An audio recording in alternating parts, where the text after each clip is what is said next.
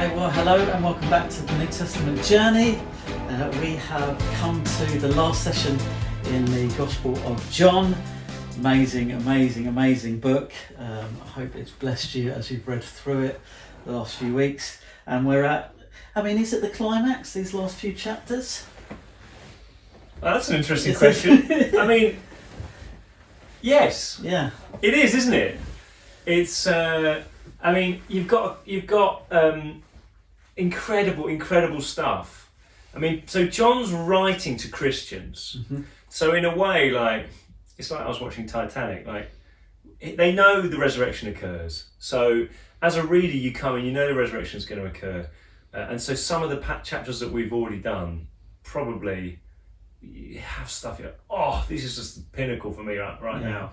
But the story of our faith is the story of the cross and the resurrection. Yeah, and that's what we get in these chapters. These ones is maybe the part of John that feels the most similar to the other Gospels. It is kind of the Passion Week, final week. We get the details of the cross and the resurrection. Is he still doing any of this splicing and dicing with the time frames, or has he just gone into story mode? Well, you get some stuff that you don't get in the other Gospels, don't you? Yeah. I think, is it Luke that says that somebody cut off someone's ear? Yeah. And John names and shames. There does seem to be a little of a funny little thing going on between John and Peter. I love it. It's actually my little pet theory that Peter was still alive and leading the church when Matthew, Mark and Luke are written. Mm-hmm. And if there's a Romans centurion who reads, there's a guy called Peter who leads the church and he chopped the ear off a Roman soldier, they're probably going to go and find him, and do some stuff. Whereas by the time John writes, I reckon Peter's dead. Yeah. So he can say, oh, this guy was actually Peter. It's like, well, if you want to get him for it, he's been crucified upside down. His body's in Rome somewhere. So that's my theory. But I love it. I love it, actually. I think John's narration of the resurrection is just utterly glorious. Yeah, because we get some of these extended episodes that we've seen before in the book of John with these conversations, and just a little bit more art to it, isn't there? There's just a few of these details, the boiled fish and everything. It's absolutely amazing. And I guess, so John, and we get in chapter 20, your favourite thing, he's written the book so that we may believe in Jesus and have life in his name. So life is the key thing. And I guess, we could start by saying there's three different people who receive life from Jesus after he's been resurrected in a way that totally undoes the kind of the claim that sin has had on them. Yeah. So we could start there? Yeah, go for it. Yeah. So the first one is Mary. Now Mary, when we meet her in chapter 20, is she's seen the death of Jesus, and sin has kind of defeated her king and is now kind of championing that, and she has become a woman who is unnamed. She's just called woman.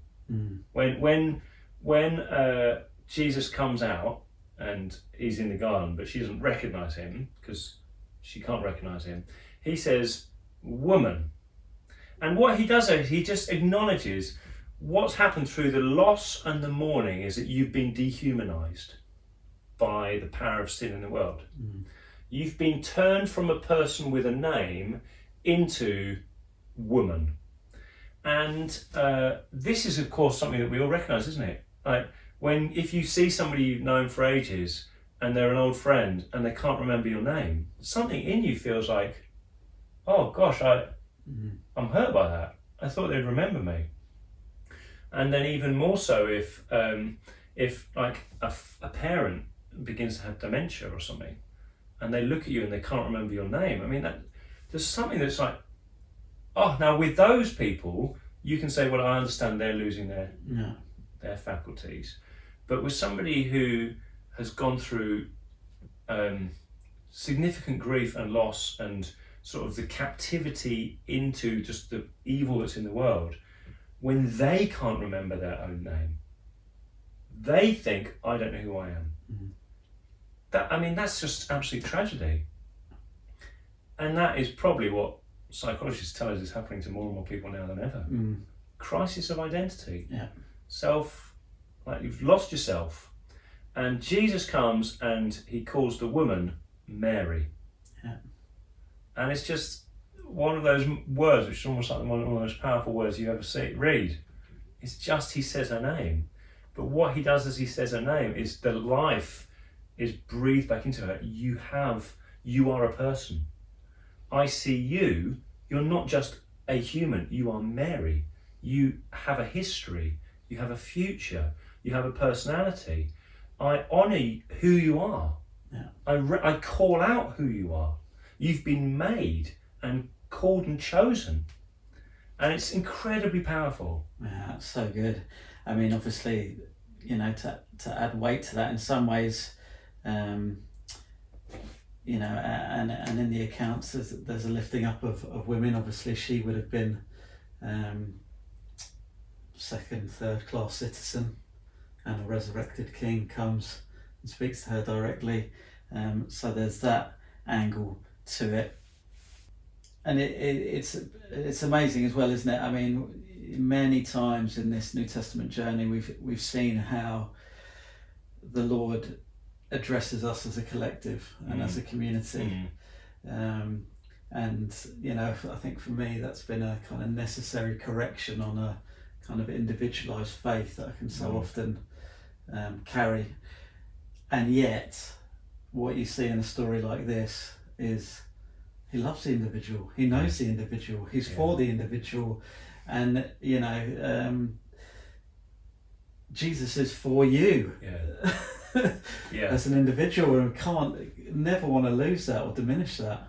And what is often told is that you be true to you. You do you is you becoming free. You can really be you. Yeah. If you do you, the resources you have within yourself to be you or do you ultimately means you begin to become just generic and vanilla and bland. Yeah. You become really like everybody else. Yeah. And what Jesus offers you is a chance to become more you than you could ever imagine yourself to be. Yeah. Jesus comes to make you more human, more you than you could ever imagine, more you than you could ever make yourself. Yeah.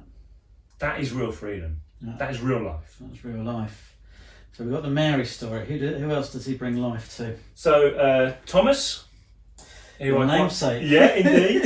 And it always, if some people I meet who hear then that I'm a Christian or a pastor, I go, oh, doubting Thomas. It's the first person who's ever made that joke. Yeah. And it's like when they hear you're Tom Thompson. Oh, could they not think of a first name? It's like, you have to pretend it's the first time you've heard it. Oh, yeah, it's really funny. But so Thomas comes and he represents a different way that sin comes at you, which is, now I don't think it's doubting. What the issue with Thomas is that he has no grounding for what's real. Tell me more. So he's like, I just don't know if I can trust what you tell me anymore. Yeah. I trusted what Jesus told me. Yeah. I took him at his word. Mm-hmm. I was like, okay, if you're going to Jerusalem, come on, I'm going to come and die with you. Yeah. So my reality, my understanding of what was reliable and good was based on what you said to me. Yeah. But now that's all fallen apart. Mm. I don't even know what to believe now. Yeah. There's no basis for me to believe anything that I can trust. Yeah. And this is what sin seeks to do to you. You just begin to doubt everything. I've got everything sinking sand. There's no rock on which to be. There's nothing solid. There's nothing secure. There's nothing certain. Everything just is anything. Yeah. And what Jesus comes and he says, I'm the rock. Mm. Touch me. Touch me. And what Jesus does is he never once rebukes Thomas. He doesn't say, oh, doubting Thomas, Yeah. And we've called him that. Yeah. Jesus says, here's a foundation for you to begin to rebuild an understanding of the world. Touch my wounds. Put your hand in here. I will be the beginning, the rock on which you can build. Yeah. And it's just the most phenomenally wonderful thing. Like, we come to faith. It's not blind. Like, I think C.S. Lewis said, it's not that I see the sun, but it's by the sun I see everything else. Yeah. The sunlight. And it's when Jesus really shows himself to you, it's like, now I have something that I can truly build on. There's a fixed constant. I can't remember who said it, the unmoved mover. There's something. God is here, he's real, and I can now begin to build my life on him. It's profound. I mean, obviously the Mary experience that he talks about is common, but this one, I mean, it's the phrase crisis of faith that comes to mind, and it's obviously a huge thing inside and outside of the church.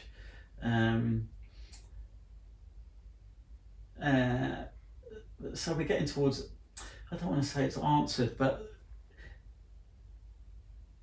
when you're describing Thomas, what I did believe, and now I don't feel like I have anything to grab onto. I mean, that's common, isn't it? People go through that at points in life, and therefore the task of the pastor or yourself is, let's get back to the resurrected Jesus. Yeah, and I think, I think more than ever now, most of us look around and think, well, I don't know anything that's the starting point to believe. I mean, there's fake news. Yeah. If I search a Google thing, there's millions of answers. Yeah. Which one do I believe? Which one do I trust? It used to be you opened up Encyclopedia Britannica, but now we know that was full of racist and colonial assumptions. And do I trust the BBC? I used to think I could turn on the news, but I can't even trust the news. Yeah. Who can I trust? My parents said this, but now I doubt that. Yeah. And Jesus, the sinking sand metaphor is what so many are in. Yeah. And what that does, it creates huge anxiety. Yeah. Huge anxiety, because there's no external reference point to say, I can stand on that. That says that is truth. Yeah. And Jesus says, I am truth. Put your hand in my hand. This truth that I've got is not theory. It's not an abstract intellectual idea.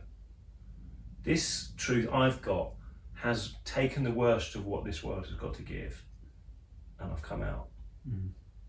You can build on this. Yeah. And I think that's our plea to you, isn't it? That's why we do the New Testament journey. This is a foundation you can build on. Now, you can't just take the words and start trying to obey it. You've got to go through it to meet the hand that's written it. You've got to go through it and catch the breath that's breathed it out. Yeah. But this is the only solid rock you will find. Yeah. For how to do life, how to do it well, how to find life, how to do all these things, who you are, what life's for. Yeah. It's there. Yeah. Just to maybe push a little bit more, I mean, you've been in ministry 20 odd years of one sort or another. Yeah, probably. Christian for a bit longer, and as start of the 21st century, it is at a time when you will have seen dozens, if not hundreds, of people in some sense walk away or step back. And I mean, maybe that's always been the case through history, and we're just kind of more aware of it. There's more of a narrative around it now. But even people in pastoral positions, obviously we're very influenced by the States, and there's been, either a kind of veering into what's being more and more called Christian nationalism, or a kind of deconstruction. You've not gone down either of those routes. You kind of kept on keeping on. What's your reflection on that? How, not how have you managed to do that, but why do you think you've continued on that path where maybe so many have almost gone into a Thomas experience? Yeah. Well, I think I certainly wouldn't want to exclude myself from going into the Thomas experience. I think I can't speak on behalf of other people, but for me, it feels like Jesus is present and so real, and his wounds are real, and his victory over evil is real. Like that sort of what Wesley would call the strange warming of your heart, like the Moravian proof of this is real, or intellectual understanding, like Calvin or whatever. You read and it's beautiful, and it's true. Like, or I've not found a single other option that even remotely feels like it's got any substance that I could really pin myself onto. Yeah. So I don't understand people who've walked away. I mean, it's in the scriptures, it's in John, right? Yeah. You see, but I don't understand it. Like, you've got the greatest possible, intellectually credible, like emotionally gratifying God in front of you. Yeah. Like, where else is there to go? Like, what? You're going to trust Freud? Yeah. You're going to trust Nietzsche? Yeah. What? Yeah. I think most people, it's actually an emotional reaction. It's not an intellectual thing. Yeah. It's an emotional thing. Yeah. And the guys who talk about have been, ex-evangelicals, they'll say it was actually, if they're really honest, it was a heart thing. They just didn't want to be associated with those kind of people anymore. Yeah. Well, Jesus was associated with sinners, right? I mean, that's been the thing from the start. Yeah. Yeah. So I don't know. Jesus is utterly, astonishingly attractive to me. Yeah. Yeah. Yeah. So come and touch the wounds in his hand and his side, and blessed are you who believe. Yeah, and you should do that. You should. This is why it's such a problem. He's been called Doubting Thomas. You should come and bring. But what about suffering? What about this? If you don't see his wounds resurrected, again, have you met the resurrected Jesus? Like, this thing has to make sense of this world, and it does. Yeah. And it does. So Mary, Thomas. Yeah. Who's the third one? Peter. Peter. Do you want to tell us about Peter? Well, he's obviously, we see the betrayal, we see his denial. Again, it's just extraordinary about Jesus' character that he kind of poured into these guys, knowing that there would be these, not bumps in the road, but absolute betrayals. Yeah. And I mean, Jesus, I think, knew the end of the story as well. So, there is part to it, but there is that thing of love. What does love look like? What does an invasion of love look like? We spoke before about the main imagery in John of light.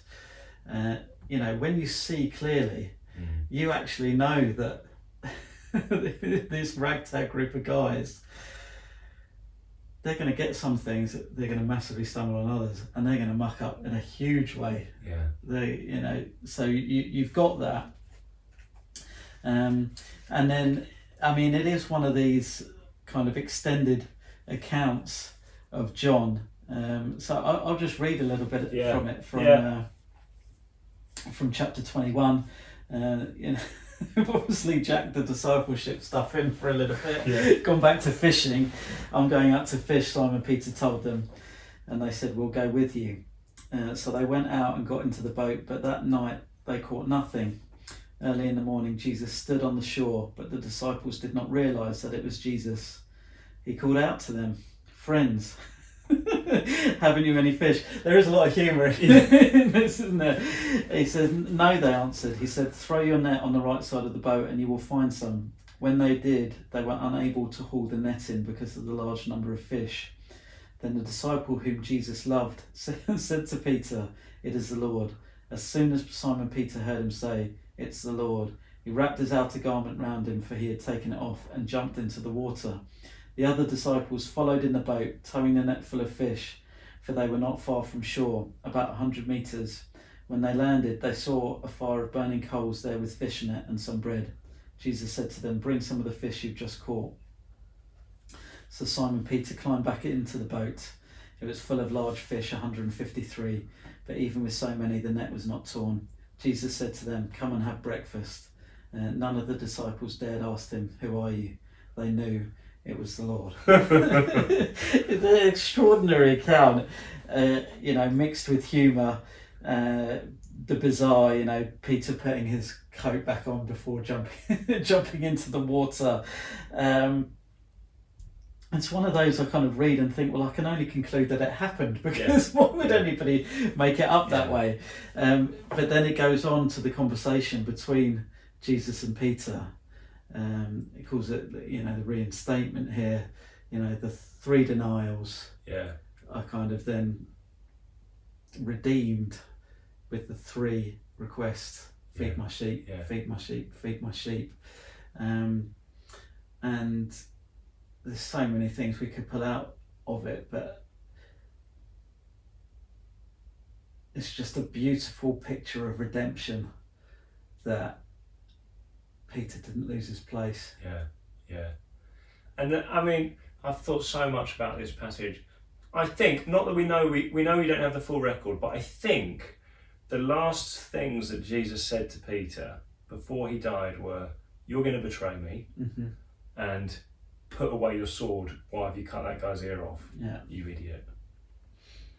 And then he doesn't say anything, but he looks at him. So 3, in Peter's head, tragic failure, before he's even denied him 3 times. And what I think is fascinating is that Jesus never brings any of them up. Does he? He doesn't. Have you got any fish? And what I find is that people who come to Jesus think they're going to have to wallow through all of their sin and go through piece by piece and repent of them all one by one. And Jesus wants to pick through all of their dysfunction. And, I've fallen so far, it's such a long way back. And Jesus is there and they don't even realise. And then the gift, the life that he gives it's not a long slog. He doesn't even need to talk about some of it. If any of it. If you just listen to him. And I think that's just for somebody, if you're watching this and you've made catastrophic errors in your life. You've betrayed people, you've cheated people, you've lied, you've promised and then broken promises. If you've done those things, you may have a whisper in your ear say, "Don't go back to Jesus," because if you do, you're going to have to go through all that stuff. It's going to be so painful. He's going to open all that stuff and you have to deal with it all. Well, the truth is, Jesus is probably saying, "Have you got any fish? Oh, will you love me? Do you love me?" You see, it's just the beauty of the reinstatement. Now, that's not to say that there's some things in our past that Jesus will then eventually take us to pour his love into. But the road back is so much easier than any of us ever think it is. He's there without them realising. He's there without us realising. Extraordinary. I've loved that. So we've got, just to kind of circle back round, we've got Mary, who was kind of, what did we say, depersonalised because of just contact with death and the powers of this age. And the resurrected Jesus, he comes to you, comes to me and to you, he speaks your name. And it's like a rekindling, isn't it? Makes you human again. It makes you human again, brings you to life. And we've got Thomas wrestling some kind of crisis, in a way a crisis of faith, seeming nowhere where you can grab. Jesus, hands inside, come to me, touch me. Blessed are you who believe, even those who don't see and believe, blessed even more so. And then Peter, who's mucked up in a spectacular way, in a brutal way, nothing worse for a friendship than betrayal. And Jesus comes to him. The road back's very short. He's reinstated. He becomes leader in the church. So, as we've said a couple of times, John wrote this so that we would believe, and in believing have life in his name. And that's what it can look like for people, isn't it? Oh. Again and again. Yeah. And there's nothing better. Nothing better. And so that's the end of John, isn't it? It's the end. It's the Gospel end of of John. Yeah. The flesh, the word that's become flesh. Yeah. And he's calling to you. He's calling to me. Yeah. It's amazing. I love how it went from the kind of cosmic, yeah, the logos, this kind of very high, transcendent thing. Yeah. And what we've seen again and again is how it comes in and it affects individuals' lives. Yeah. Even those who had no name or had become unnamed, it touches them. Yeah. And all of these would have a slightly different story about how Jesus had met them, wouldn't they? But it's so personal. And then I want to be like John. Yeah. When the old man, there's the utter integrity of it. He sat there like the one who Jesus loved is the one who's told you all this stuff. Like he's that cosmic reality came and touched my life and has walked with me and seen me all right for decades. Yeah. And I'm, church, more all please. Mm-hmm. Give him your regard. Yeah. He's seen me well and I'm off soon. Yeah. To be with him in glory forever. Yeah. And here's my parting gift. What a way to finish. Yeah, absolutely. And it is interesting. You picked up on it in one of our earlier episodes.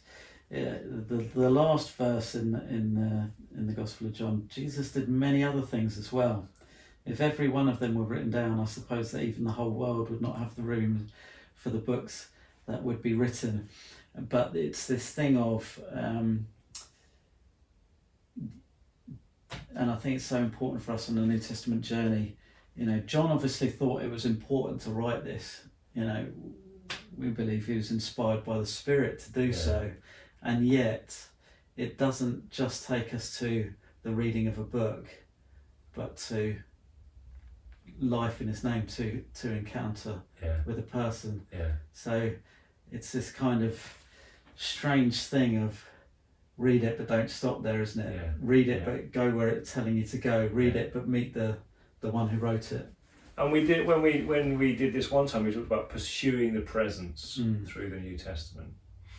And there's a life of companionship and friendship and a life of pursuit